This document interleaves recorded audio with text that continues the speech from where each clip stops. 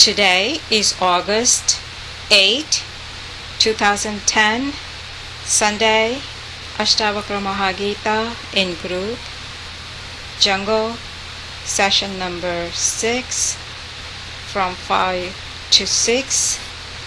Today ran up to 6:10 p.m. Shatripu, Janakna Jawabo, and other topics. Just read the log sheet for it.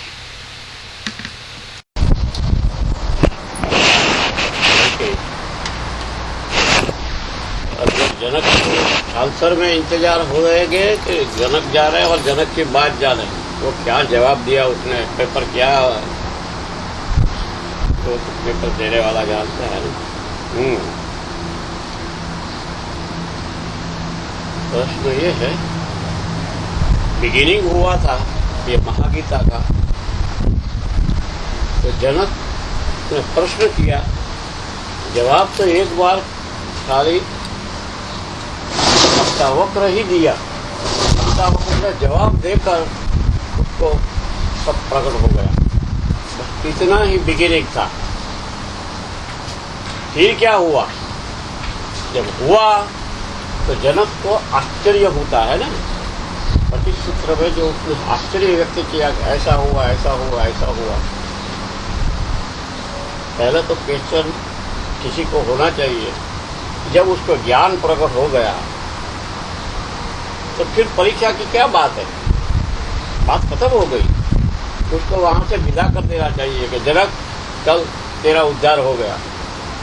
जैसे कोई गुरु कहते हैं ना कि बच्चा तूने हमारी बहुत सेवा की है। देखो पहले ऋषियों के जमाने में 12 साल तक तपश्चर्या करनी पड़ती थी। जब कोई भी गुरु और शिष्य को स्वीकार करते हैं तो 12 साल तक उसके पास सब काम करवाते थे, सेवा करवाते थे, फिर उसको चेक करते रहते थे। 12 साल की एग्जामिनेशन होती थी। उसके बाद वो बोल देते कि जा तेरा कल्याण हो जाएगा, अब तू संसार में वापस जा। इसलिए हमारे वहाँ 4 आश्रम थे, ब्रह्मचर्य आश्रम, गृहस्थाश्रम, वानप्रस्थाश्रम, फिर संन्यास आश्रम। ऐसा समझ के सब 100 ईयर जीने वाले हैं। तभी जनक को क्यों ऐसा परीक्षा लेने की क्या जरूरत थी? उसको तो ज्ञान प्रकट हो गया था। फिर भी उसने परीक्षा ली, क्वेश्चन तो खड़े किए।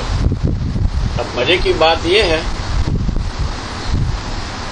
कि जनक ने खुद भी क्वेश्चन कर दिया।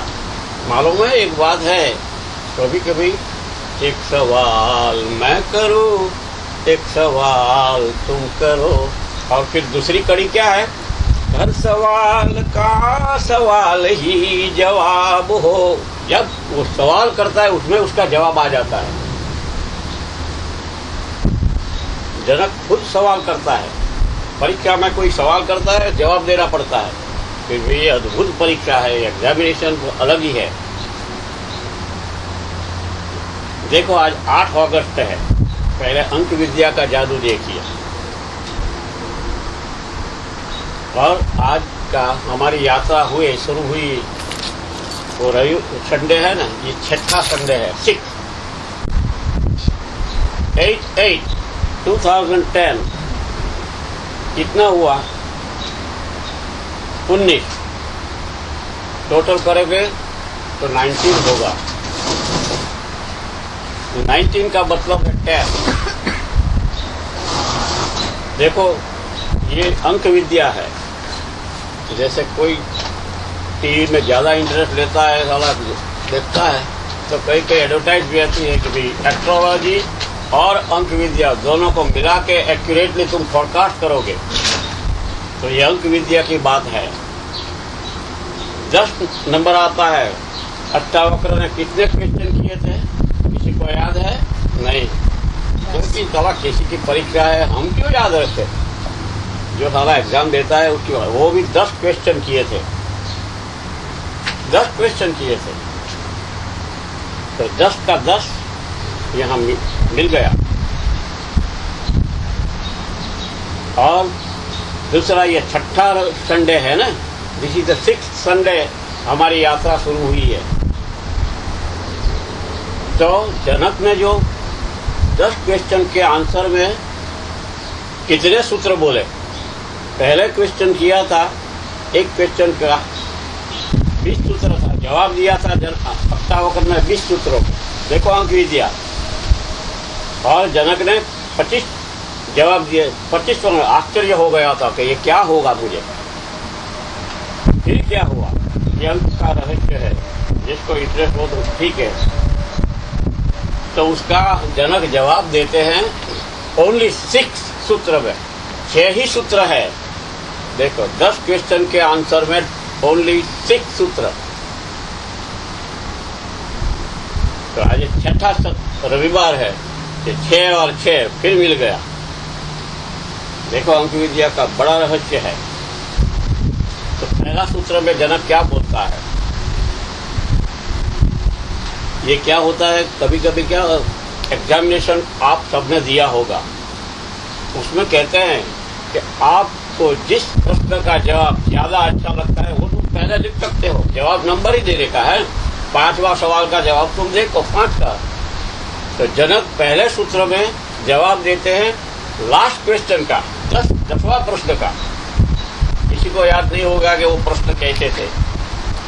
क्या तो ये तो हवा चल रही है, जमीन चल रही, आसमां चल रहा है, किसके इशारे जहां चल रहा है मालूम नहीं, चलने दो, अपने को क्या है। उससे पहले एक बात ध्यान में रखो, जवाब में उतरे संकेत बात आ गई है। जो संकेत समझ जाएगा तो बीच में के निकल जाएगा, अगर के निकल जाएगा तो 2 ही लेटर बचते हैं, संत वो बन जाएगा। जिसको संकेत समझने की क्षमता आ जाती है वो संत की कक्षा में आता है, और संत एकदम सीधा होता है, स्ट्रेट फॉरवर्ड होता है। तो संत और संसारी में फर्क क्या है ये समझो। जब तो वैसे तो सब ऐसे ही दिखाई देते हैं, सबको 2 हाथ होते हैं, 2 पैर होते हैं। संत बनने से ऐसा नहीं होता है कि वो 4 हाथ वाला भगवान हो जाता है। वो ऐसा ही हमारी तरह जीता है, खाता है, पीता है, बातें करता है, कुछ भी हंसता है, रोता भी है। तो फर्क और मालूम कैसे हो, संत को मालूम है। जैसे जनक वो राजा थे मगर संत थे, संत हो गया, वो सुनते सुनते संत हो गया। तो फर्क क्या है, संत होता है जब उसको प्रकट होता है, तो जिसकी कृपा होती है वो समझता है, दिखाई नहीं देता भगवान, मगर कृपा उसको अनुभूति हो जाती है तो कभी भूलते नहीं, भगवान को कभी भूलते नहीं। 24 आवर्स से डे एवरी पल उसका बॉडी में से आवाज गूंजती है भगवान की। कोई भक्त लोग बहुत फेमस हो जाता है, उसकी चेकअप करने का जो मौका आता है तो यही होता है, संत का सारा रोआ रोआ गूंजता है। वो अपने को आवाज समझ में नहीं आएगी, वो न समझ में नहीं आएगी, मगर ये अद्भुत बात है। मगर संत कभी कृपा को भूलते नहीं है, भगवान की मदद को भूलते नहीं है। और संसारी को मालूम है, मतलब निकल गया है तो मानते नहीं है, भगवान बोलते हैं। भगवान कहते हैं कि जो संसारी लोगों का है वो इसलिए वो बर्थ बाय बर्थ चलते रहते हैं, एक बार उनका मतलब निकल गया वो मानना छोड़ के ठीक है वो अपना तो काम हो गया। और वो इतना मूर्ख मूढ़ बोलते हैं, वो जा रहे हैं जैसे कोई जानते नहीं। वो जानने वाला तो बहुत है, उसको परख जाएगा साला ये मतलब ही है। भगवान तो जाने या ना जाने, मगर संसार में हम लोग पहचान जाते हैं जब एक्सपीरियंस हो जाता है। तो संसारी और संत में इतना फर्क है। पहले सूत्र बोलते हैं, जनक जवाब देता है, हंस, उसको कहते हैं हंस, अष्टावक्र को उद्बोधन करता है।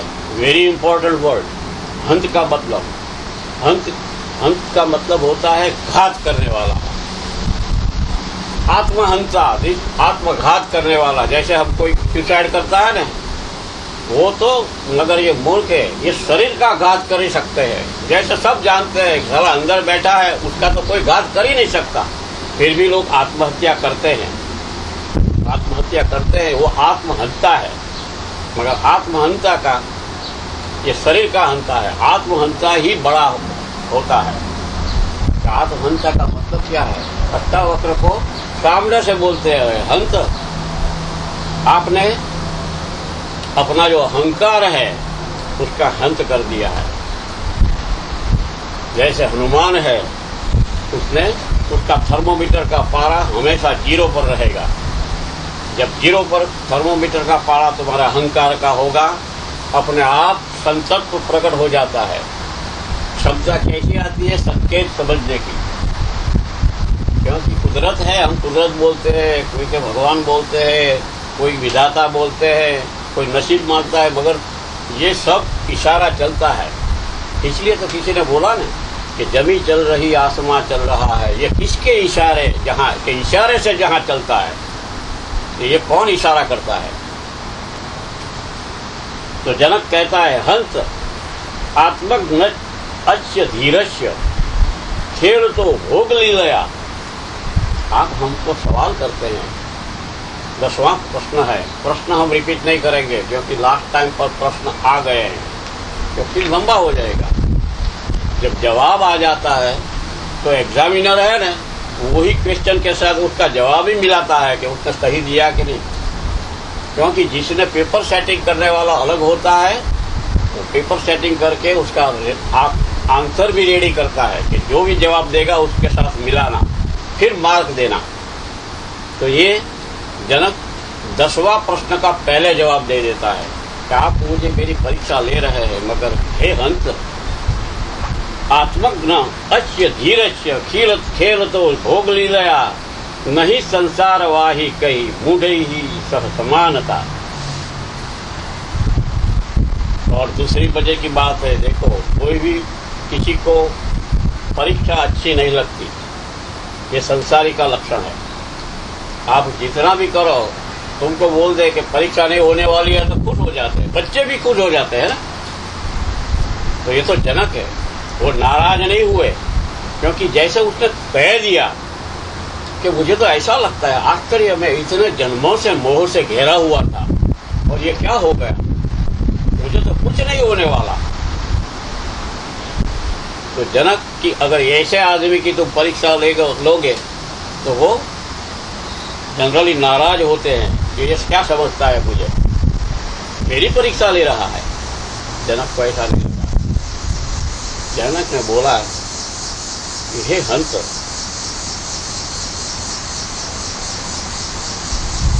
और हंस का दूसरा अर्थ है जिसने अपने शत्रुओं पर विजय पा ली है। शत्रु का मतलब आप जो भी समझो, ये मेरा पॉइंट इसीलिए लिखा हुआ है कि जो आता है अगर चला ना जाए, इसीलिए मुझे कहीं न कहीं से पकड़ना पड़ता है। इसीलिए पॉइंट होता है तो हमारी ट्रैकिंग अच्छा चलता है। तो जनक क्या कहता है कि हे हंस, आपने तो आपके शत्रुओं पर विजय पा ली है। 8 साल का बालक को बोलता है।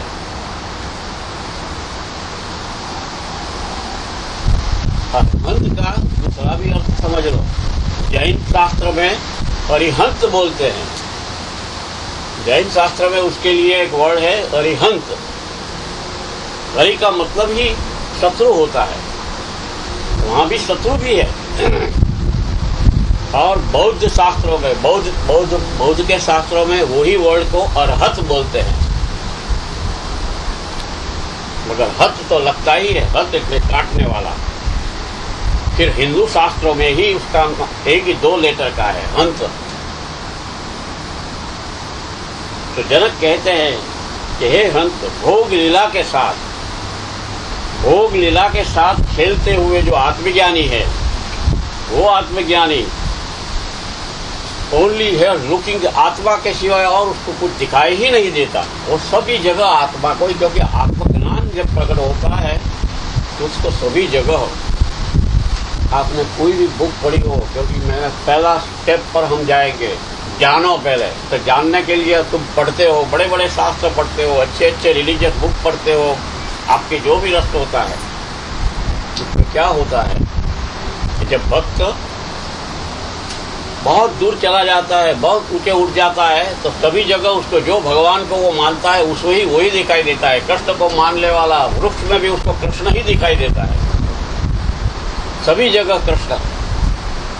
तो इसी तरह ये कहते हैं कि जो आत्मज्ञानी है, मैंने आपको बोल दिया है कि मुझे आश्चर्य हो रहा है कि मुझे सब एक ही दिखाई देता है, दो है ही नहीं। और आपको मैं जवाब देता हूँ आपके प्रश्न में कि जो आत्मज्ञानी को भोग लीला खेलते हुए भी, संसार में रहते हुए भी, जिसको एक आत्मा के सिवाय कोई और दिखाई ही नहीं देता है, भोग भोगता है, पीड़ा भी भुगतता है। ऐसा नहीं है कि बुद्ध को कांटा लगेगा तो उसको पीड़ा नहीं होगी, उसको भी पीड़ा तो होती ही है। वो तो बॉडी को पीड़ा होती है, क्योंकि वो जानता है इमीडिएटली। एक संकेत जान रखना, जब आत्मज्ञान प्रकट होता है तो क्या होता है मालूम है? बॉडी को कुछ भी होता रहता है, दूसरे लोगों को दिखाई देता है कि उनको कांटा लगा, पीड़ा हुई, मगर वो शरीर के अंदर ही अलग हो जाता है, सेपरेट हो जाता है। वही तो जनक का, इसलिए जनक को एक डिग्री दी है, वो विदेही है, देह में रहते हुए भी अलग है। तो ये सब होता है, पीड़ा युक्त भी होता है, पीड़ा युक्त भी होता है। तो आगे चलते हैं 14-15 को। तो कहते हैं ऐसे धीर पुरुष, जनक कहते हैं, ऐसे धीर पुरुष की बराबरी, कंपैरिजन संसार को सिर पर ढोने वाले मूढ़ लोग हैं, सारा बोझ अपने ऊपर रखता है। क्योंकि ऐसे मूढ़ है लोग, जोक करने के लिए भी बोलता है। एक राजा ने अपनी बगी में निकला था, तो कोई भिखारी था, और भिखारी अपने वो कितना उसको सर पर टोकरी थी, तो वो थक कर बैठ गया था। राजा को लगा कि दया आ गई कि भी मेरी बगी में मैं अकेला बैठा हूँ, उसको बैठा दूँ, उसको जहाँ है मैं उतार दूंगा। तो राजा ने बोला कि भी चल भी बैठ जा। तो वो बैठा, तो बैठ के अंदर बैठ के सारा टोकरी सिर पर लेता है। तो राजा ने बोला, अरे मूर्ख, तुझे है मदद करने के लिए मैंने उसको बिठाया, तो ये सिर पर क्यों तेरा बोझ रखता है? तो राजा, आपने तो मुझे मदद की, तो मगर ये क्या है, उसके ऊपर क्यों बोझ दो, दोनों के ऊपर बोझ क्यों डालने का है? राजा के साला तो मूर्ख है। तो लोग ऐसा ही करते हैं, ऐसा ही करते हैं। इसलिए तो नरसिंह मेहता ने भी बोला है, गाड़ी के नीचे कुत्ता चलता है तो उसको ऐसा लगता है कि ये गाड़ी मैं चलाता हूं। सकटनो भार जब श्वान ताण। तो ऐसा तुम कैसे कंपैरिजन करते हो? मेरी परीक्षा तो ले रहे हो। आप जानते हैं, ये मुझे आश्चर्य होता है कि मुझे तो ऐसा लगता है, मुझे कुछ नहीं होता है। दूसरा सूत्र बोलता है, 6 ही सूत्र है। यत् पदम प्रेक्षवो दीना शक्राद्याहा सर्वदेवता अहो तत्र स्थितो योगी न हर्षम उपगच्छति। जिस पद की, आत्मज्ञान का जो पद है, ये सब पोजीशन है। संसारियों के लिए ये सब पोजीशन है। आपको आश्चर्य होगा, इंद्र जो राजा है स्वर्ग का, ये भी पद है, पोजीशन है। एनीवन कैन रीच विष्णु, वो पद है, वेटिंग लिस्ट है। अभी 24 इंद्र इज देयर। जिसने बड़ा पुण्य किया हो, कुछ भी हो, मगर जब उसकी बारी आती है तो उसको ये अपॉइंटमेंट दिया जाता है कि now is your turn to be a Indra. तो जिसको भी इंद्र बनना है, जिसको भी महादेव बनना है, जैसे नाम ले लेने से कुछ नहीं होगा। जैसे मेरा माँ बाप ने दे दिया कि महेश, इसका मतलब ये नहीं है कि महादेव हो गए, इसका तो पद है। उसके लिए तो बात क्या क्या करना पड़ता है। तो ये नाम से कोई मतलब नहीं। प्रमोद नाम धारण करने वाला भी गुस्सा होता है, वो खुश में रहता है। प्रमोद का अर्थ ही बड़ा खुश रहने वाला, तो वही उसको भी गुस्सा आता है, नाराजगी भी होती है। ये नाम से कोई मतलब नहीं, मगर पद की लायकात आ जाती है। ये जनक को आत्मज्ञानी का पद की उसका डिजर्विंग पर्सन, तो ये पद है। तो जनक खुद कहते हैं कि जो पद पर मैं बैठा हूं, वो पद पर आने के लिए कौन इच्छा करते हैं मालूम है? इंद्र आदि संपूर्ण देवता लोग, क्योंकि उनको आत्मज्ञान नहीं होता, आत्मज्ञान नहीं होता, क्योंकि उसके लिए एक और वर्ड है आत्मज्ञान, और बोलते हैं आत्म साक्षात्कार, ऐसा वर्ड है। साक्षात्कार का मतलब ही है कि प्रकट हो जाना। वो कोई लेने की बात नहीं है बाजार में, चलो पैसा देकर कुछ खरीद ले, ऐसा नहीं है। वो अपने आप प्रकट होता है, इसीलिए इसको साक्षात्कार कहता है। ये इंद्रादि देवता लोग भी ये पद की इच्छा करते हुए भी, सर्व देवता, हालांकि इतना तुम देखोगे, तुमने सभी जगह स्टोरी पढ़ी होगी, इंद्र की पोजीशन में बड़ा, हाला वो किंग है स्वर्ग का, फिर भी कोई तपश्चर्या करता है तो उसको जलन होती है कि साला मेरा पद वो छीन लेगा। ऋषि लोग अपने आत्मज्ञान के लिए तपश्चर्या करते हैं, मगर डर उसको लगता है कि साला शायद मेरी अपॉइंटमेंट कैंसिल हो जाए, मुझे फायरिंग मिल जाए, इसलिए उसको बाधा डालता है। ऐसा नहीं है कि राक्षसों ऋषियों के यज्ञ में भंग करने के लिए प्रयत्न करते थे, मालूम है? इसीलिए तो विश्वामित्र राम और कृष्ण को लेकर गए थे, 16 साल की बच्चे को राक्षसों से बचाने के लिए अपने यज्ञ को। क्यों? ये राक्षस ही बाधा डालते हैं, ऐसा नहीं है, देवता लोग भी ऐसा ही करते हैं। देखो ये सूर्यदेव क्या कर रहे हैं, कितनी गर्मी पड़ रही है, जिसको है लोग मर गए हैं, ये सब देवता लोग को प्रॉब्लम है। ये तो ये पद पर जाने इतनी इजी नहीं है, ऐसा बोलते हैं, तो प्रकट होता है। तो उस पर स्थित हुआ, मैं उस पर स्थित हो गया हूं, और आप मेरी परीक्षा ले रहे हैं, मुझे आश्चर्य होता है। उसका सवाल है, जवाब है, वो उल्टा जाता है, लास्ट क्वेश्चन का पहले जवाब देता है और वापिस जाता है 8-9 पर। 10वां तो दे दिया और 9 और 8 के जवाब वो देता है। क्या आप मेरी परीक्षा ले रहे हैं? ठीक है, आप तो ऐसा नहीं हुआ है। जनक तो बड़ा था, उसकी उम्र ज्यादा थी, मगर ये बच्चा था, 8 साल का था। अष्टावक्र 8 साल का था, तो उसको ऐसा नहीं हुआ है कि 8 साल का बच्चा साला 40-50 साल वाले की है एग्जामिनेशन लेता है, ऐसा नहीं है, मगर वो उनको बताता है। उस पर स्थित हुआ, मैं योगी हो गया हूं, तो फिर मुझे आनंद कैसा, मेरे लिए हर्ष और शोक दोनों मैं तो पार हो गया हूं, मुझे ऐसा नहीं होता है। और आप मेरी परीक्षा ले रहे हैं, मुझे आश्चर्य हो रहा है कि ऐसे पद वाले की भी परीक्षा ली जा रही है। फिर तीसरा सूत्र बोलते हैं, वो जवाब उसका क्वेश्चन नंबर 2 और 5 पर है, जो प्रश्न उन्होंने किया था। तो कहते हैं, तज्जग्नस्य पुण्य पापाभ्याम स्पर्शो न जायते, न आकाशस्य धूमेन दृश्यमानापि संगति। तो उसका अर्थ बताते हैं कि उस पद को जानने वाला, देखो जानना वर्ड आ गया, समझे आप? 4 स्टेप है, हमेशा याद रखना हो। शास्त्र का पद क्रम तुम भूल जाओ, धर्म अर्थ काम और मोक्ष ये कुछ नहीं है, ये टेढ़ा रास्ता है, उससे सिद्धि मिलती है, आत्मज्ञान नहीं मिलेगा।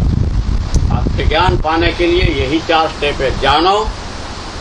फिर किसी को याद है? कोई नहीं बोलेगा, क्योंकि सबको मजा आती है, वर्डिंग सुन के मजा आएगी, क्योंकि उसका उल्टा हो जाता है। जाम पीने से जो बेहोशी आती है ना, उसमें ही सब कुछ चला जाता है। चलो फिर भी बता देते हैं, जानो, कहीं से भी तुम जान लो, फिर समझो, समझने के बाद प्रयोग में ला लो, प्रयोग में लो और फिर मानो, उसके बाद, उसके पहले नहीं, कोई भी हो। तो कहते हैं, उस पद को जानने वाले के अंतःकरण का स्पर्श वैसे ही पुण्य और पाप के साथ नहीं होता, जैसे आकाश का संबंध भासता हुआ भी धुएं के साथ नहीं। देखो, जब यज्ञ होता है, बड़ा बड़ा फायर चलता है, तो वो धुआं कहाँ जाता है? आकाश में। ये बादल गिरते हैं, बड़े बारिश होने वाला है, काले काले बादल घूमते हैं ना, हमको लगता है आकाश, मगर आकाश को वो छूता नहीं है। दिखाई ऐसा देता है, भास होता है कि आकाश में ये सब है, आकाश को कुछ छूता नहीं है। तो आपको मैं यही बताता हूँ कि आपको मैंने बता दिया कि मुझे आश्चर्य हो रहा है, मैं कहां से कहां आ गया, कितने जन्मों की मेरी नींद उड़ गई और आप मेरी परीक्षा ले रहे हैं। इसलिए आपको मुझे आश्चर्य होता है कि आकाश को जैसे कोई छूता नहीं है, मुझे कोई छूता नहीं है, मुझे कोई इफेक्ट ही नहीं होती है। तो पाप पुण्य, क्योंकि वो बताता है जो पाप और पुण्य है ये सब मन वाले हैं। मानव क्या है? जिसको मन मिला है, ये सब उनकी धारणाएं है, मन धारणा करता है। और दूसरी बात समझने के लिए मैं बता दूं, तो मन तुम्हारा सब वर्ष जानता है। कृष्ण ही अर्जुन को बोलते हैं कि मैं तेरा सब जन्म जानता हूं, ऐसा नहीं है। तुम्हारा बैठा हुआ मन भी जानता है कि कहां से, मगर वो याद नहीं, उसको भूलने की आदत है। मन को भूलने की आदत है, वो याद नहीं रखना चाहता, क्योंकि उसको डर है अगर उसको याद आ गया तो प्रॉब्लम हो जाएगी, उसका लाइफ बिगड़ जाएगी। मन अपनी तरह से जी नहीं सकता, अपनी मनमानी नहीं कर सकता। हम यूज करते हैं यही वर्ड, तो उसने अपनी मनमानी कर दी। मनमानी में वो नहीं करता है, उसका मन अपनी मनमानी करता है। इसीलिए मन याद रखना नहीं चाहता, तो इसीलिए अपने आप भूल जाता है। पीछे का छूट गया छोड़ दो। और अपने साधु संत लोग वही कहते हैं, जो गया सो भूल जाओ। क्या याद करके गए? अभी यहाँ तुम जीते हो, उसको जी लो, आगे की सोचो। ऐसा ऐसा उपदेश देते हैं, ये गलत है। अगर तुम्हारा पुराना याद आ गया तो उद्धार हो जाएगा, मगर मन डाउन हो जाएगा, क्योंकि उसको धक्का लगेगा। अरे मैं ये क्या कर दिया मैंने? धक्का लगेगा तो वो चौंक जाएगा। चौंकना का मतलब ही बिजली की किरण है। बिजली का जैसे चकाचौंध करती है, वो चौंकता है कि ये मैंने क्या कर दिया, इतने जन्म गंवा दिए। ये जनक को हुआ जैसे बिजली गिर गई, इसलिए उसको आत्मज्ञान प्रकट हो गया। क्योंकि है मन सब कुछ जानते हुए भी वो याद करना नहीं चाहता। वो कहता है ये छोड़ो बात, गया सो गया, अब आगे की सोचो। इसीलिए तो हम उपदेश किसे ऐसे ही लेते हैं। ये पुण्य और पाप है, ये मन की धारणाएं हैं। जो पाप करने वाला है उनके मन को पूछो, उसको ऐसा ही लगेगा कि मैं ठीक ही कर रहा हूँ, ये ठीक ही कर रहा है। करने वाला हमेशा चोरी करने वाला, उसको ऐसा ही लगेगा कि मैं सारा समाज बदमाश है, चोर है, मैं ही सच्चा हूँ। इसलिए वो जो करने वाले को जो करता है वो पुण्य लगेगा, देखने वाले को उसको पाप लगेगा, क्योंकि उसके साथ मैचिंग नहीं होगा। ये पुण्य पाप है, ये मन की धारणाएं है, सचमुच नहीं है। द्वंद्व से पर होने वाले के लिए कुछ नहीं है। हमें मालूम है जंगल में घूमते घूमते ऐसे भी महात्मा लोग हैं। ये इंस्टेंस आपको बता दे कि ये महात्मा कैसे थे, जो जानने वाले। इसलिए आपको मालूम होगा कि पुण्य पाप की व्याख्या है क्या है। एक गरीब आदमी जो पूर्व जन्म में क्या था वो छोड़ दो, मगर उसका अंदर का जग गया तो उसको लगा कि साला ये सब क्या है। क्योंकि जब किसी को क्वेश्चन होता है क्या हो रहा है, तो वही जो बिगिनिंग पॉइंट, वो उसमें घुसेगा।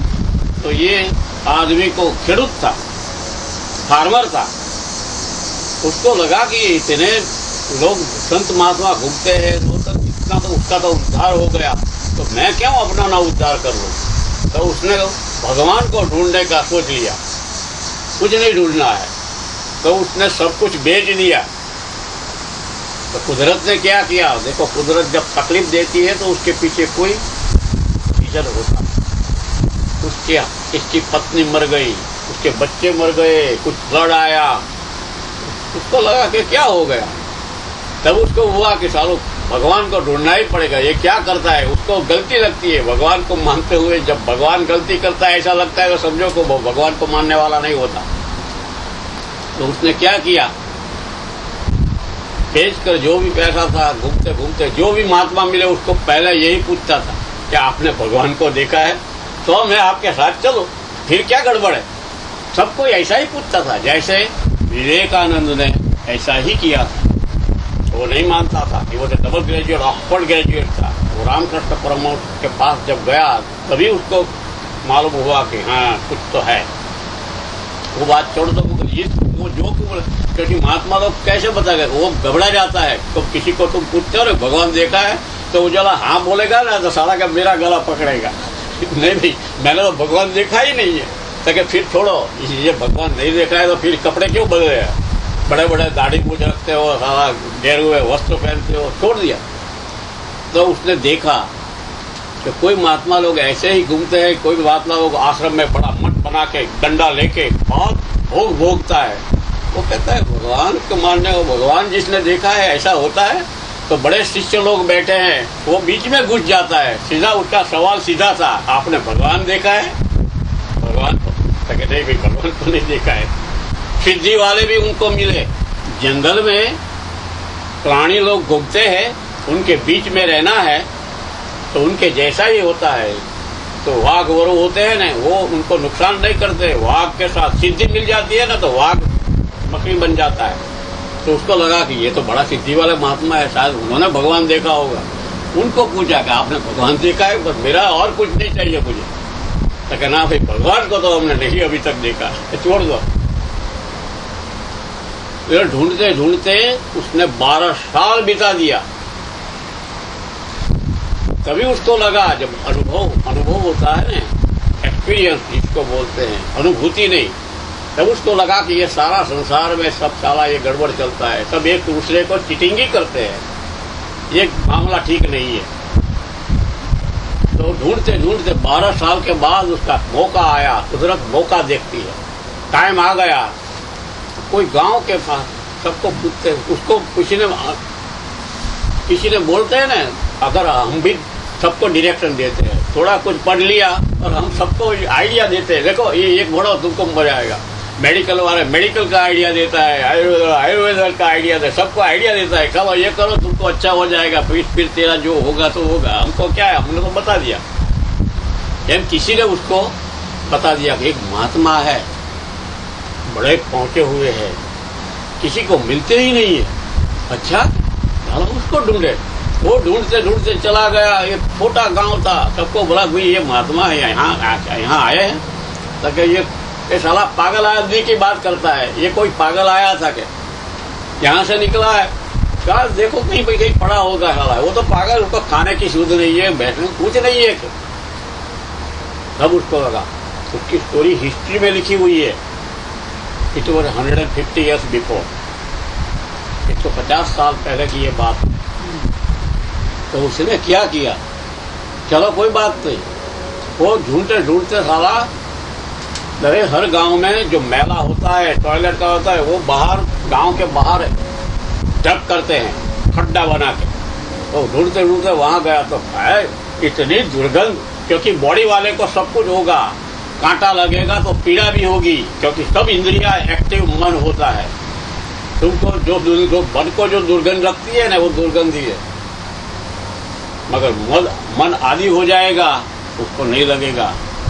पहली बार जो दारू पीता है ना, उसको कड़वा लगता है, मगर जब आदत हो जाती है तो मजे से साला पीता है। देखो वो कड़वा भी है, कड़वे शराब में जो मजा है किसी में नहीं है। उसको वो मन ऐसा बना देता है लाइफ, तो वो इतनी दुर्गंध, माथा पड़ जाएगा ऐसी दुर्गंध। फिर भी उसने तो डिसाइड किया था कि मरूं या कुछ भी है, मुझे भगवान को पाना है तो कुछ ना कुछ तो करना पड़ेगा। उसका मन जो था, उसका थर्मोमीटर का पारा डाउन आ गया। जब अहंकार का थर्मोमीटर का पारा जब नीचे आता है, तब कुछ बात बनती है। तो उसने पूछा कुछ भी हो, मिलने से क्या आ जाएगा, एक महात्मा और। तो वो गया ना, साला पागल था, वो खड्डे के नीचे पूरे मेले में गंदगी, सारे गांव के कचरे, वो ऐसा उसमें बैठा था मजे से मस्ती में। तो साला ऊपर वो टेकर ऊपर उससे नारा लगाया, महात्मा जी आपने भगवान को देखा है? तो पागल ने ऐसा ही आंख करके साला वहां खड़े खड़े क्या पूछता है, इधर आ। तो वो साला वहां खड़ा नहीं रह सकता था, उसको वहां बुलाता है। देखो ये मतलब क्या है मालूम है, ये इशारा समझने वाले को काफी होता है। तू साला इतना ऊंचा, तेरा अहंकार इतना ऊंचा है, तू नीचे आ तब बात करेंगे। उसने बोला कि अब जो ये डिसाइड किया है करना ही है, तो ऐसा नाक दबा कि फिर हवा अंदर गया धीरे धीरे धीरे। तो महात्मा के सामने बैठा, उसको तो बैठा सही इतनी गंदगी थी, क्योंकि महात्मा बता दीजिए ना, आपने भगवान को देखा है? साला तो भगवान भगवान की क्या बात करता है, प्रसाद खा। वो ऐसा मेला करके वो कहता है ये खाने की चीज है, ये क्या साला आदमी है कि एनिमल भी ऐसा है, साला कुत्ता भी ऐसा नहीं करता है। नहीं नहीं नहीं नहीं, नहीं महात्मा जी, मैं बोलता हूँ तुझे खा, तू नीचे आ गया ना बोलता है खा। तो उसका मुंह खोल के डाल दिया और चमत्कार हो गया, चमत्कार हो गया। इसीलिए पाप पुण्य मन की धारणा है, दुर्गंध सुगंध वो भी मन की ही धारणा होती है। मन ही सब इंद्रियों का यूज करता है, इसीलिए वो तुम्हारे पास ऐसा आवाज देगा, मगर उससे परे जाने का है, बियॉन्ड बॉडी, इंग्लिश में ऐसे बोलते हैं, beyond body, beyond mental, that is the position is coming. वो वहां समाधि लग गई ऐसे ही। और उसको जो चमत्कार बिका, जैसे जनक को प्रकट हो गया, उसको भी प्रकट हो गया। देखो एक ऑर्डिनरी फार्मर, वो ढूंढते ढूंढते उसको भी मिल गया। मगर अष्टावक्र कहते हैं ढूंढने से कुछ नहीं मिलता। तुम कितनी ही साधना करोगे, कितनी ही तपश्चर्या करोगे, मगर जो वो पद है वो पद ऐसे नहीं मिलता है कि करने से तो कुछ नहीं होता। इसलिए अष्टावक्र गीता पढ़ने वाला आलसी हो जाता है, इसीलिए समाज में उसको नहीं कहते हैं, उसकी पठन नहीं करना है। ये जंगल के लोग ही जानते हैं कि ये सचमुच है क्या।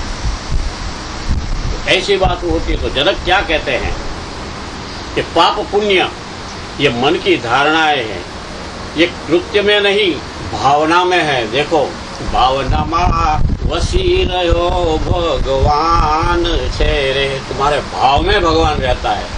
ये तुम्हारे कैसा करने से कितनी तपश्चर्या करो उसमें भगवान होता ही नहीं है, इसलिए बोलते हैं रसो वैसह।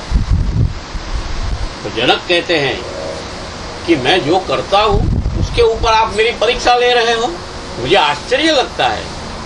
मेरे कार्य में तो कुछ नहीं है, मेरा भाव देखो, मेरे मन में क्या बैठा है। मैं तो एक ही दिखाई देता है मुझे, और दूसरा है ही नहीं।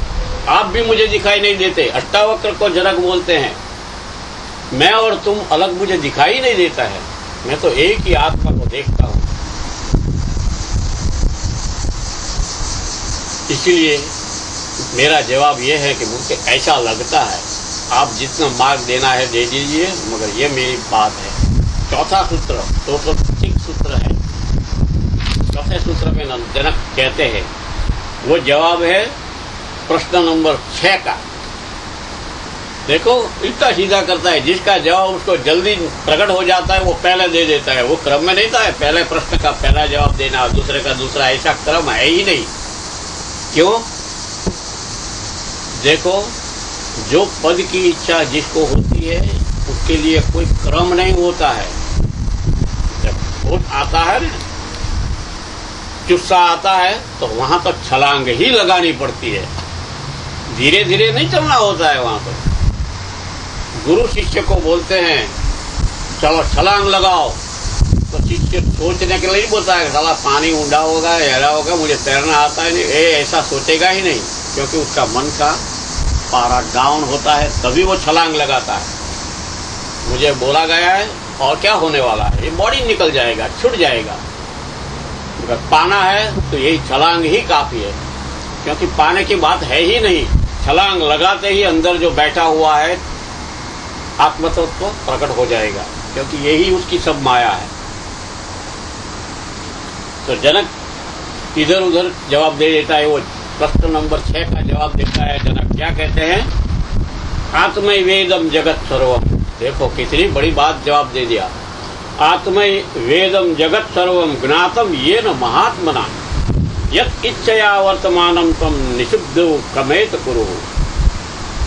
जवाब क्या देता है कि जिस महात्मा ने इस संपूर्ण जगत को आत्मा की तरह जान लिया है, ये सब आत्मा ही है। जब ये जान लिया है तो उस ज्ञानी को अपनी इच्छा के अनुसार व्यवहार करने से कौन रोक सकता है? वो चाहे कुछ भी कर सकता है। अचानक समुद्र में पर्वत निकल आता है, उसको कोई रोक नहीं सकता। उस ताकत को कौन रोक सकता है?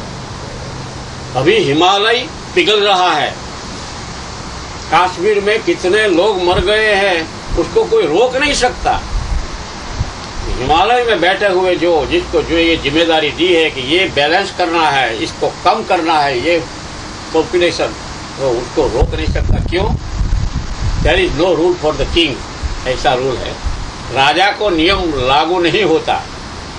तो ये पद पर बैठा हुआ सच्चा राजा है। सिंह कितना भी बूढ़ा होगा जंगल में, मगर फिर भी वो सिंह ही है, वो ही है जंगल का राजा। तो वो कहता है ये ताकत मिल जाने के बाद कोई इसको रोक नहीं सकता। वो कहते हैं जिस महात्मा ने इस संपूर्ण जगत को आत्मा की तरह जान लिया है, उस ज्ञानी को अपनी इच्छा के अनुसार, अपनी इच्छा होती ही नहीं है। ये गलत है, ये मिसअंडरस्टैंड मत करना। जनक तुमको घुमाने के लिए तो कोई मेरा, क्योंकि इधर की तरफ सबका मन होता है साला मेरा पद वो छीन लेगा।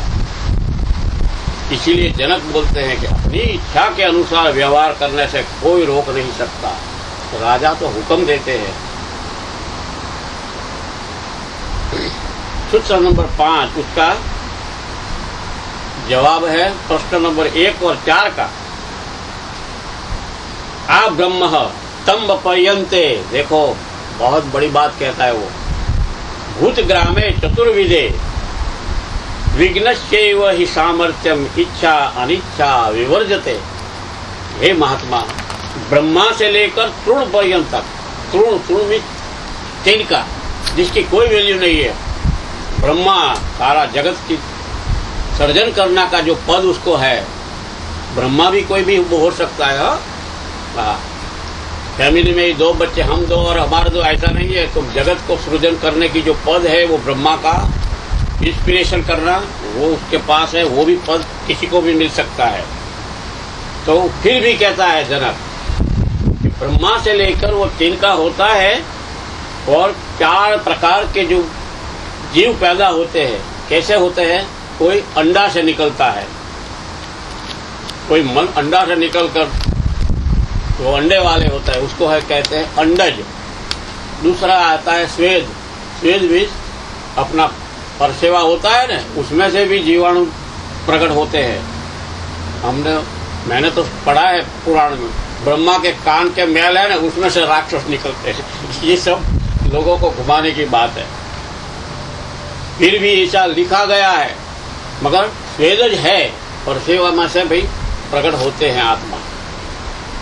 फिर जरायुज, जो सारा बच्चा होता है, जवान होता है, बूढ़ा होता है, ये है हमारी मनुष्य योनि, ये जरायुज कहते हैं।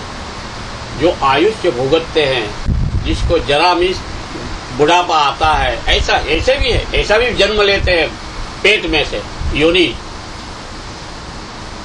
फिर उद्भिज, समुद्र में, जल में भी कीटाणु निकलते हैं। ये सब जीवों का समूह में, ये सब के सब अलग अलग ये संसार है। ज्ञानी को ही इच्छा अनिच्छा को रोकने में, अपनी इच्छा को रोकने का पावर ज्ञानी को ही है। देखो तुम्हारे मन में कोई इच्छा हो गई ना, तुम रोक नहीं सकोगे, मन कुछ न कुछ करवाएगा तुमसे। इसलिए मनमानी होगी ही। ज्ञानी होता है वही सोचता है, उसके पास ही विवेक प्रकट होता है। विवेक दर्शन तो हमारे वहां हो गया है, बहुत बड़ा चलता था। तो विवेक आत्मज्ञानी को ही सच्चा प्रकट होता है। ऐसा पढ़ने से विवेक नहीं आता। क्या करना है क्या नहीं करना है, उसको कोई ऐसा नहीं करने से रोक नहीं सकता। यही जनक बोलते हैं। ज्ञान अवस्था में क्या करना जैसा है, क्या नहीं करना है, वो खुद उसके पास है पावर।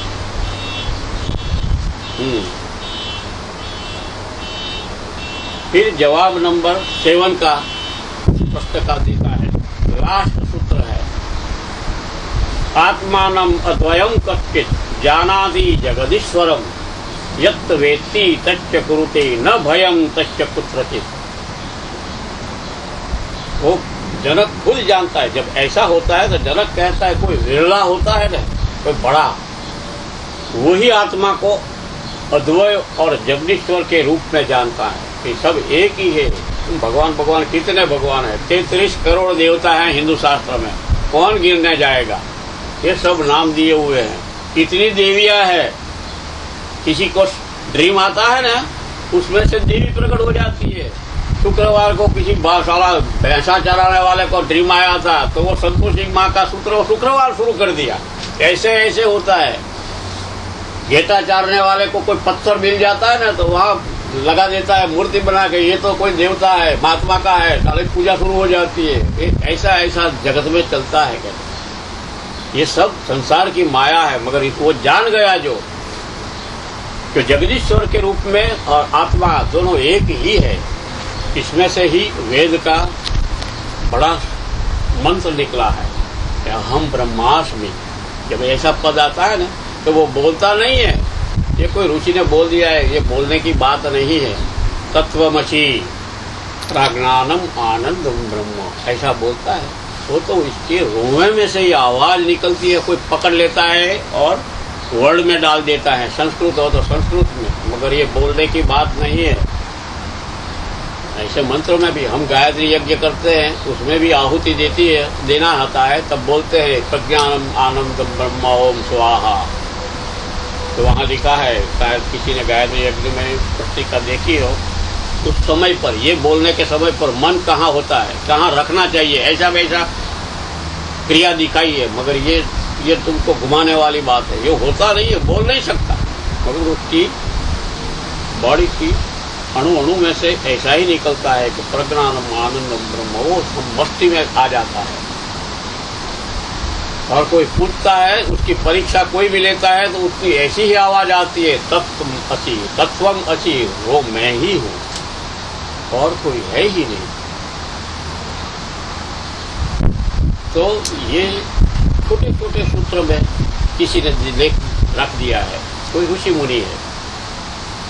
तो जनक लास्ट जवाब देता है कि कोई विरला होता है, तो वही वो आत्मा को अद्वय और जगदीश्वर के रूप में जानता है।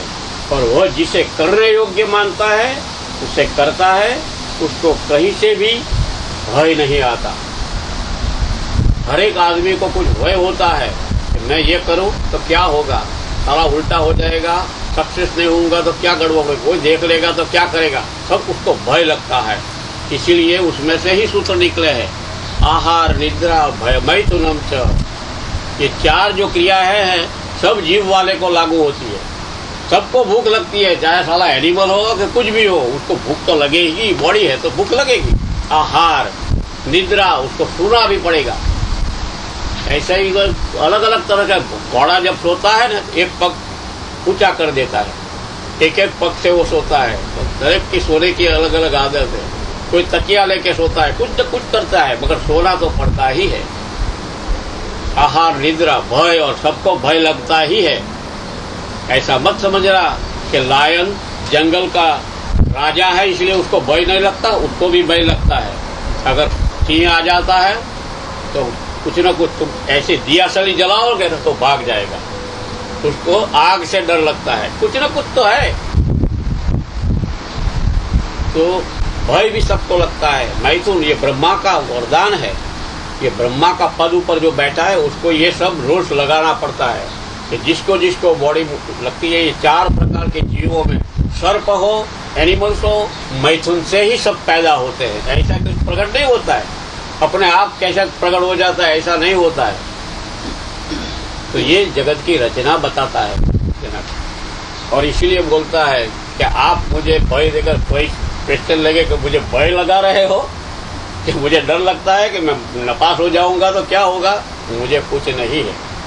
ये जनक का जवाब है। कुछ और भी हम साथ में चलेंगे, इसको लेना है।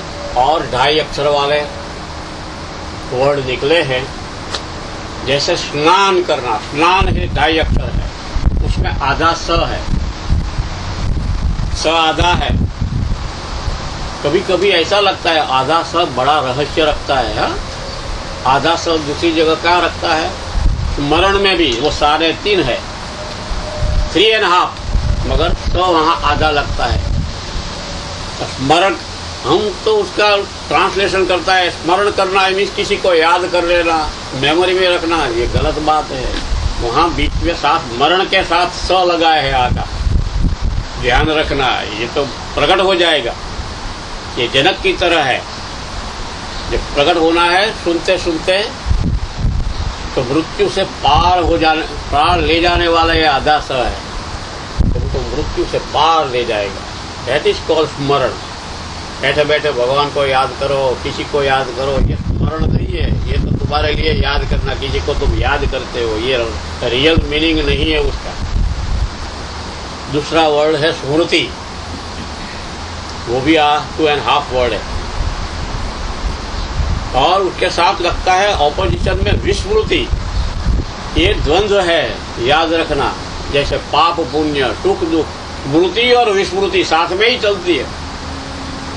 कभी कभी याद आ जाता है ना, तो देखो ये मजे की बात है, सबको अनुभव होगा, ये सबकी एक्सपीरियंस की बात है, सबकी एक। तुमने ध्यान रख के कोई चीज कहीं जगह रख दी हो ना, अचानक तुम भूल जाते हो, साला मुझे याद है मैंने कहाँ रखा है, याद है मैंने कहाँ रखा, फिर भी तुम विस्मृति हो जाएगी। ये मन की लीला है। हाँ, ध्यान रखना, ये मन की लीला है। ये मजे की बात तो ये है कि ये जनक पर अष्टावक्र के बीच में जो परीक्षा हो रही है ना, तो उसमें जो प्रश्न है ना, वो भी 2.5 वर्ड है। प्रश्न भी 2.5 वर्ड है, उसका नाम सवाल नहीं है, ये प्रश्न पूछते हैं। ये रहस्य वाली बात है।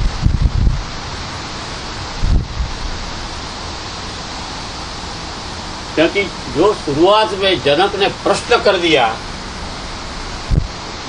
और अष्टावक्र का जवाब हो गया, तो आश्चर्य रूपे प्रश्न होता है। प्रश्न आश्चर्य, क्योंकि पहले वो उसने पूछा था ना कि मुझे ऐसा ड्रीम आया है, सच बात क्या है, तो अष्टावक्र ने जो बोला तो जनक को आश्चर्य होगा। तो ये शुरुआत सब आश्चर्य से होती है। और तुम देखना, जब बच्चे का जन्म होता है ना, तो आश्चर्य से शुरू होता है। बच्चा देखता है ना, ऐसे ऐसे देखता है। देखना, बहुत ध्यान करके निरीक्षण करना, तो सारा जीवन आश्चर्य से शुरू होता है। मगर कोई ध्यान नहीं देते हैं ना। हम तो ऐसा है कि बच्चा है, उसको क्या, उसको कोई नॉलेज नहीं है ना, बड़ा हो जाएगा तो उसको सब कुछ मालूम हो जाएगा। मगर ये संसार की लीला है, ये सारा कहाँ से आया है, फिर भी उसको आश्चर्य लगता है। छोटा बच्चा 1 घंटे का हो या 2 घंटे का हो, मगर उसकी आंख देखना, क्योंकि ऐसा कहता है पूरा शरीर का जो प्रतिबिंब है वो आंख है। उसकी भाषा किसी की भी भाषा आंख से ही शुरू होती है, फिर दूसरी इंद्रियां शुरू होती है, तो आंख से शुरू होता है। तो ध्यान रखना। आश्चर्य से, जनक का प्रश्न से, ये महागीता की हमारी यात्रा है ना, आश्चर्य से शुरू हुई है और आश्चर्य में खत्म होगी। क्योंकि आश्चर्य, ध्यान रखना, आश्चर्य वर्ड बड़ा महत्वपूर्ण है। आश मीन्स होप देता है, आश्चर्य मीन्स चलना। इसीलिए तुमको आशा देता है ना, होप देता है, इसलिए तुम चलना शुरू करते हो, यात्रा शुरू करते हो। दैट इज आश्चर्य। इसलिए वेद बोलता है चरैवेति चरैवेति चरैवेति। कोई शिष्य ने 25 साल तक तपश्चर्या की, गुरु से बोला कि अभी कुछ नहीं दिखाई देता, क्या करे, चरैवेति, चरे इसके मुंह से निकला, चलते रहो बस, चलते रहो, रुको मत। और कोई गुरु की पद्धति ऐसी हुई कि कितना तू चलेगा, अब रुक जा, तेरी रुकने की बात आ गई है, तो इसलिए रुकता है। ऐसा नहीं है कि हिंदुस्तान में ही संत पैदा होते हैं, ये सब मन की धारणाएं हैं। सारा संसार में कहीं न कहीं आत्म साक्षात्कार वाले प्राप्त कहीं से भी प्रकट हो जाता है। लेडीज में भी होता है, बच्चे में भी होता है, बूढ़े में भी। उसका कोई गारंटी नहीं है कि साला इतना इसमें ही होगा, नहीं। राबिया नाम के एक नाम है ना, राबिया। हाँ, आपने सुना होगा। बड़ी बड़ी जबरदस्त हो गई है। तो उसने सब संत इकट्ठे हुए थे, सब महफिल थी, तो वो अपनी झोंपड़ी में बैठी थी। तो रात का समय था, पूनम। पूनम में चंद्रमा है ना, पूरा खिलता है। उसके पीछे रहस्य है। हाँ, उसके पीछे भी रहस्य है। उसकी इफेक्ट जबरदस्त होती है। पूनम के चंद्र होता है ना, समुद्र में भरती आती है।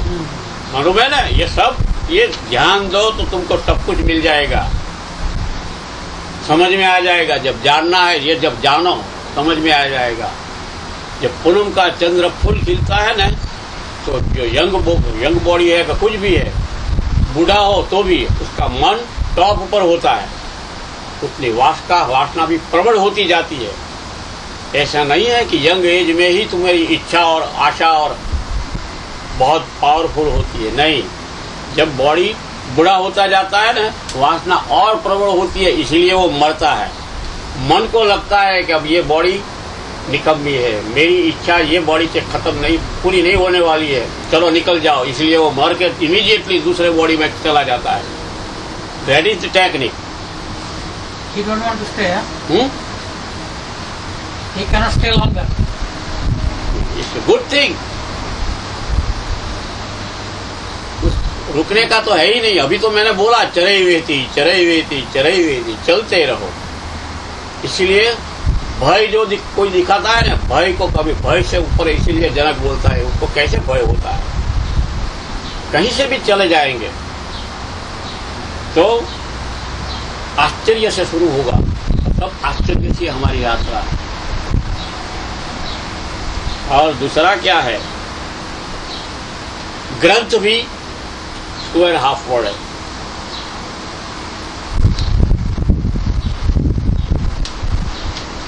मेरे नोटेशन कहाँ से आया। और उनका अर्जुन और कृष्ण जैसा प्रश्नोत्तर नहीं है। ये एक ही बार उसने चेक किया कि जनक चेक तो करता ही रहेगा अभी यात्रा में कि तू जो बोलता है ये सचमुच है कि नहीं। क्योंकि जब गुरु शिष्य को टॉप पर ले जाना चाहता है, उसको हर जगह तो चेक करता रहेगा। ऊपर उठने वाला हमारे संसार में नियम है, जो ऊपर उठता है ना, आसपास वाले उसकी टांग खींच के नीचे लाने का प्रयत्न करेंगे, उसको ऊपर नहीं जाने देगा। सारा तू लाभ ले लेगा, मैं रह जाऊंगा, इसलिए उसका टांग खींचते हैं। इसलिए चेक तो करना ही चाहिए कि बरोबर स्थित है कि नहीं। इसलिए उसको कहते हैं प्रश्नोत्तर, और प्रश्नोत्तर में संवाद बोलते हैं। देखो, ये अंक विद्या का और चमत्कार। प्रश्न 2.5 वर्ड है, उत्तर 3.5 वर्ड है। जो हम जवाब बोलते हैं ना, सचमुच में उत्तर बोलते हैं, डबल त है। 3.5 वर्ड टोटल करो तो कितना हुआ? 6। 6 का क्या मतलब है मालूम है? काम, क्रोध, लोभ, मद, मोह एंड मत्सर। ये 6 का शंटिंग वहां करता है। ये क्रम है। काम का मतलब है इच्छा प्रकट होना। इसलिए हम बोलते हैं भगवान की मर्जी, भगवान की इच्छा, ये सब वहां से शुरू होता है। तो भगवान की इच्छा करता है कि नहीं, किसको मालूम है? साला देखा है तूने भगवान को? बातें करता है। तो ये 6 है ना, उसका 2 काम है। एक काम तो दुश्मन बनना, किसी का भी दुश्मन बन सकता है ये 6। काम, क्रोध, लोभ, मद, मोह एंड मत्सर, ध्यान से रखना। उसके प्रक्रिया में जाने की कोई जरूरत नहीं है। बोलना हो कितने बजे, और इसमें से कोई निकाल सकता है कौन से लेटर है 2.5 वर्ड वाले हैं। क्रोध 2.5 वर्ड, और उसके ऑपोजिट में क्या है मालूम है? मत्सर 3.5 वर्ड। वहां फिर सिक का मेल बताता है, वहां सिक लगा देता है। देखो ये शब्दों की लीला, और ये सब वर्ड को उल्टा करके भी पढ़ना प्रयत्न करना, तुमको और भी रहस्य मिल जाएगा। मद सबको तो मालूम है उसका मीनिंग क्या होता है, क्रोध का तो सबको मालूम है, काम का भी अब सबको मालूम हो गया, लोभ को भी मालूम है, मोह को भी मालूम है, मद को भी मालूम है ना, मद का मतलब क्या होता है। और मत्सर की बात, ये बड़ा जो नंबर 6 है ना, बड़ा खतरनाक है, बड़ा खतरनाक है। तो इसलिए हाफ वर्ड है, एक ये सीधा कनेक्शन करता है क्रोध के साथ,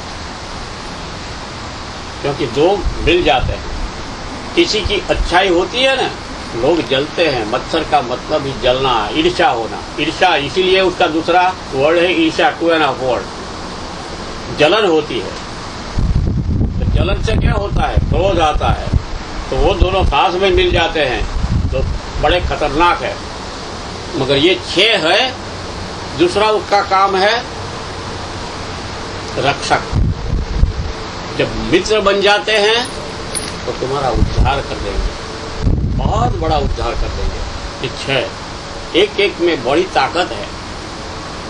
देखो, एक ही आदमी तुम्हारा बॉडीगार्ड भी बन सकता है और तुम्हारा खून भी कर सकता है। ये भी हिस्ट्री में लगा दिया है। आपको मालूम है, इंडिया के प्राइम मिनिस्टर के बॉडीगार्ड ने ही उनको मार दिया था। जब ध्यान से निरीक्षण करोगे तो ये सब रहस्य मालूम हो जाएगा। उसी तरह कि सबको नियंत्रित करने वाला एक ही दुश्मन है हमारे साथ, वो मन है ना। मन हमारा दुश्मन भी हो सकता है, तुम्हारा मित्र भी हो सकता है। इसलिए एक आदमी का 2 काम है। जैसे हमारी इंद्रियां भी कुछ ऐसी है, 2 काम करती है। जीभ का क्या है? बोलना भी होता है, उससे आवाज निकलती है, हाँ, और खाना भी, टेस्ट भी लेता है। 2 काम करता है। एक होने से भी 2 कान है, काम एक करता है। 2 आंखें हैं, काम एक करती है। मगर जो एक है, कभी 2 काम करता है। सब और इंद्रियां देखना हो, हाथ 2 है, काम क्या करते हैं? एक ही करते हैं। बड़ा भारी बोझ उठाना है तो 2 मिलके करते हैं, काम तो एक ही करना पड़ता है। हमारी जो प्राइवेट इंद्रिया है वो भी एक से ज्यादा काम करती है। मल का विसर्जन भी करती है और जगत को प्रकट भी करती है। ये 2 काम वाले हैं।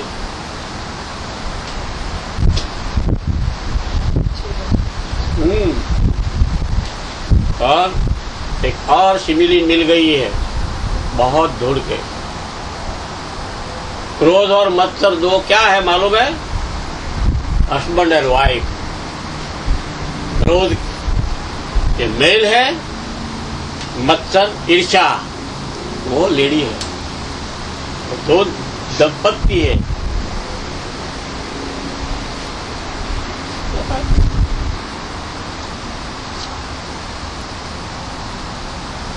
क्योंकि पहले हमने बोला ना, संत बनने का प्रयास करो। तुमको कुछ नहीं, सिद्ध नहीं होना है, संत बनना है। संत बनना है तो संकेत समझने की आदत डालो। न मालूम हो, पूछते रहो, पूछते पंडित रीपजे लगता लगी होता है, जिसको बोलो। मगर सबकी तरह जान लो, फिर समझने का प्रयत्न करो। क्यों? एक संत की जो कक्षा है ना, वो एक ही पोजीशन ऐसी है। इंद्र और देवताओं को भी ये पावर नहीं मिलता है। संत को ही आदि और अंत का मालूम है, बिगिनिंग और एंडिंग। क्योंकि संत में अंत समाया हुआ है। स का मतलब शुरुआत, अंत का मतलब एंड। तो दोनों के बीच की सब लीला संत ही जानता है। संत सब कुछ जानता है। ओके? और संत होना है तो उसका पहला लक्षण, जैसे आत्मा के लक्षण हमने बताए थे ना, तो संत का कैप्चर करना है संतत्व। इसलिए संतत्व बोलते हैं। वो तत्व है, जैसे हमारा 5 एलिमेंट का बॉडी बनता है ना, इसीलिए संत का भी एलिमेंट है, वो तत्व है, एक मूल चीज है। संतत्व को प्राप्त करना है तो क्या करना चाहिए मालूम है? Only one thing person should try to do that. करने को कुछ नहीं है, अपने आप होगा, मगर सरल बन जाओ। संत का जो सरलपन है ना, वही उसको संत बनाता है। संत और कुछ नहीं करता, तो संत सरल बन जाता है। दैट इज कॉल्ड संत।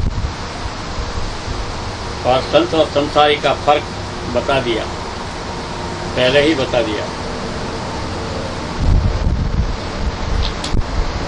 फिर भी संत के लिए व्याख्या करते हैं, भगवान दिखाई नहीं देता, फिर भी उसकी कृपा को अनुभूति होती है और वो कभी उसको भूलते नहीं, उसको कहते हैं संत। और संसारी तो दिखाई देने वाले से कुछ मतलब पूरा होने के बाद भूल जाता है कि अब छोड़ो, अपना तो काम हो गया, उसको कहते हैं संसारी। और एक याद रखना, यहाँ जो हो रहा है ये कोई प्रवचन नहीं है, भाषण नहीं है, उपदेश भी नहीं है, ये तो यात्रा है हमारी, साथ मिलके करते हैं। जनक तो एक ही रह जाएगा, मगर अष्टावक्र ज्यादा हो जाएंगे। यही आश्चर्य लगेगा, तब आश्चर्य लगेगा कि अरे क्या बात है, अष्टावक्र कई जनक पैदा कर सकते हैं, मगर ये जनक विजय होकर भी बहुत कितने अष्टावक्र पैदा करने वाले हैं। किसी को ऐसा कभी होता है कि चलो कब संडे आएगा, कब 5 बजे हम जाएंगे, ऐसा कुछ होता है तो अंदर मन में उसके लिए एक वर्ड है गुदगुदी। यात्रा अब नया मुकाम कैसा होगा, नई कोई देखने ले जैसी चीज कैसी होगी। जैसे हमको जर्नी में ऐसा ही होता है, वेकेशन पर जाता है ना, तो उसमें जरा आनंद आता है, कहाँ जाएंगे, ओ समुद्र के किनारे जाएंगे, मजा करेंगे, ऐसा करेंगे, ऐसा जब मन प्रकट करता है तब ये आत्मा में भी ऐसा होता है, तब मालूम होता है कि रसो वैसा, तब भगवान यहाँ ही है, आगे पीछे नहीं है, ढूंढने कहीं नहीं जाना है, और देखना यहीं ही प्रकट हो जाएंगे।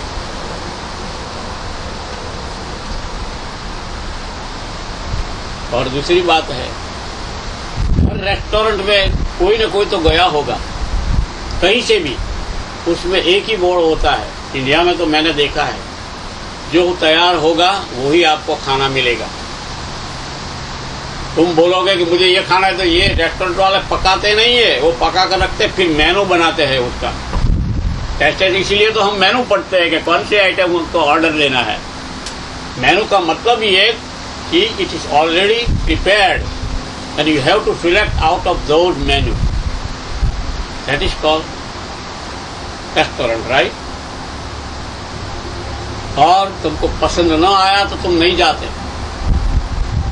यहाँ भी ऐसा ही है, ये जंगल में खाना तैयार पका के आते हैं, होते हैं कि भाई मेनू है, तुमको जो चीज पसंद है खा लो, तो वरना छोड़ दो, पसंद ना आए तो मत खाओ।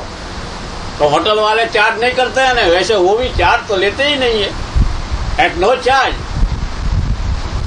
metal food is served without charge.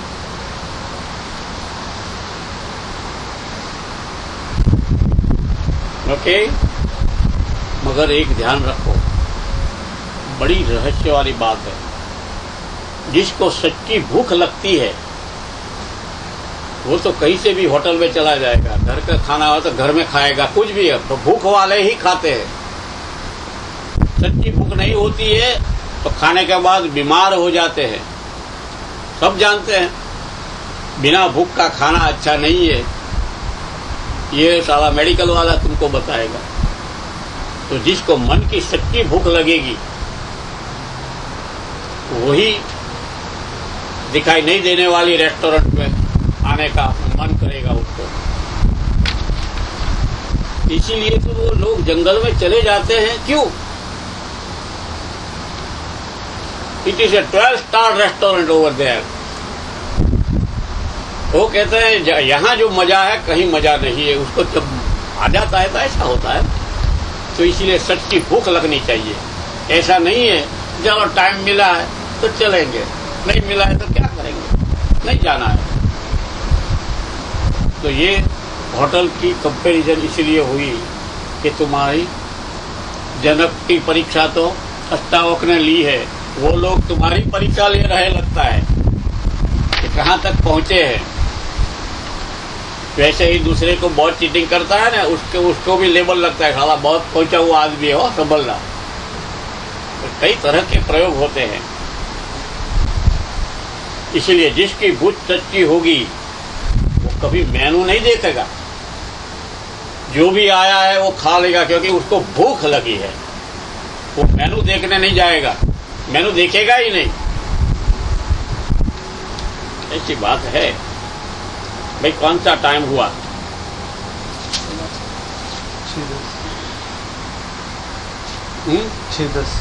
6:10। ओ, हम बोर हो गए।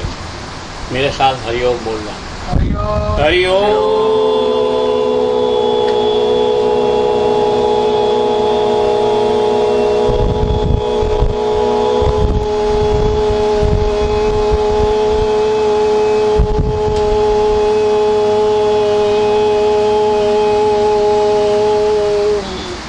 देखो, बुढ़ा भी शेर है। बुढ़ा भी शेर है। प्रैक्टिस है, ऐसा बोलो। हैं? प्रैक्टिस है। तो भी समझो, प्रैक्टिस समझो, कुछ भी है, मगर बूढ़ा होकर भी शेर शेर ही रहता है। 6 महीने के बाद हम भी बताएंगे। प्रैक्टिस करनी अगर पड़ेगी। और 5 मिनट है, किसी को कुछ पूछना है तो पूछ लो। 5 मिनट। राबिया का स्टोरी कह रहे थे आप? हाँ, सही बात है। चलो इसको खत्म करते हैं। राबिया अपनी झोंपड़ी में बैठी थी और बड़े बड़े महात्मा लोग बाहर जंगल में थे। उनका चंद्रमा था।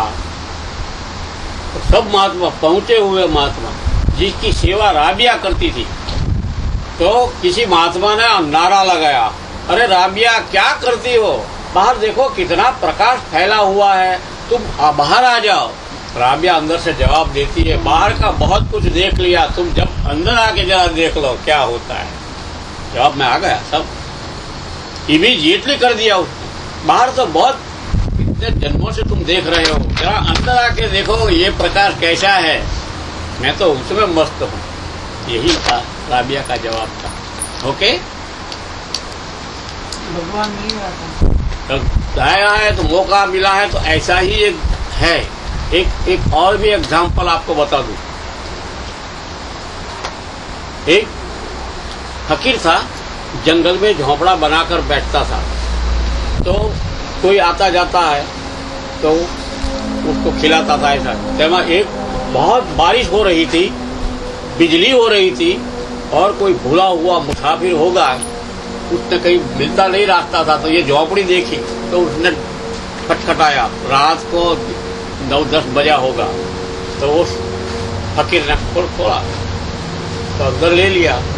थोड़ा वो ध्रुजता था, उसको कपड़े दिए और कहता मैं 2 दिन से भूखा हूँ, रास्ता भूल गया हूँ, मुझे खाना चाहिए। और भूख वाला भगवान कभी याद नहीं करता हूँ, ध्यान रखना।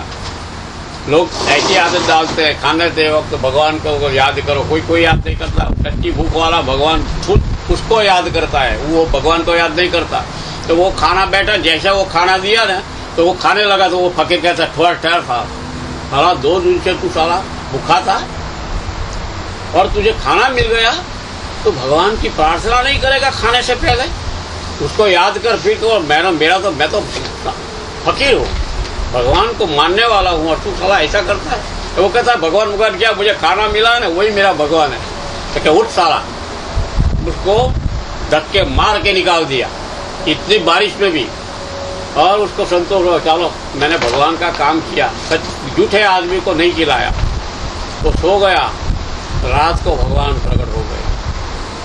भगवान ने बोला कि तू साला मूड है क्या, सबको मैं जिला रहा हूँ, मुझे माने या ना माने सबको मैं खिला रहा हूँ, साला तू एक आदमी को इतना खिला नहीं सका, तेरी भक्ति क्या है?